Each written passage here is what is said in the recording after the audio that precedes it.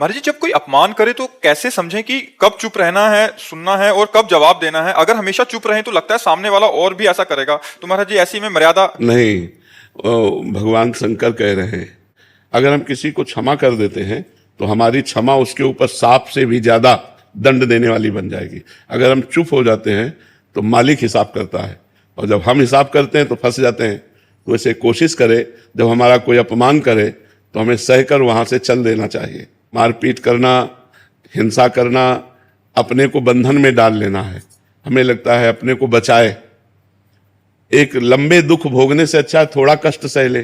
जैसे कोई हमें गाली दे रहा है, हमें अपमानित कर रहा है, यदि हम उससे लड़ गए तो हमारे अंदर क्रोध आ सकता है, मार पिटाई हो सकती है, रिपोर्ट हो सकती है, फिर हम आगे बंधनों में फंसते चले जाएंगे।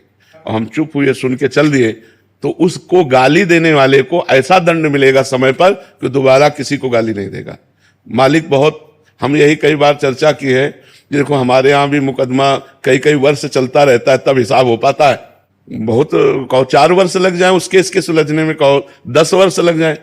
तो ये तो एक देश की बात है और अनंत ब्रह्मांडों का हिसाब है। तो हमारे प्रभु के यहाँ कहते हैं कि देर है पर अंधेर नहीं, कहते ना।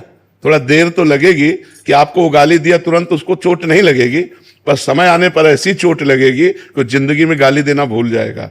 तो हमारी सलाह तो यही है कि अगर कोई गाली दे तो चुप हो जाए, कोई अपमान करे तो सह ले, अपना कर्म मान करके कि कोई हमारा बिगड़ा हुआ कर्म होगा। अब हम तो साधु वेश में हैं तो यही समझाएंगे। हम तो यही कहेंगे कि अगर वो गाली दे रहा है तो हम सह जाते हैं, और वो हमको अपमानित कर रहा है तो चुपचाप चले जाते हैं, हिसाब भगवान के ऊपर छोड़ दें। सहन में बहुत आनंद है। जब हमें सहन ना हो तो रो देना चाहिए भगवान के सामने, प्रभु हम तो असमर्थ हैं, आप समर्थ हो, आप देख लो। वो जब देख लेंगे ना तो बहुत अच्छी तरह देख लेंगे। तो यदि हम कर्म बुरा करते हैं तो 4 दिन भले हम चमक लें, इसके बाद हमको गिरना पड़ेगा।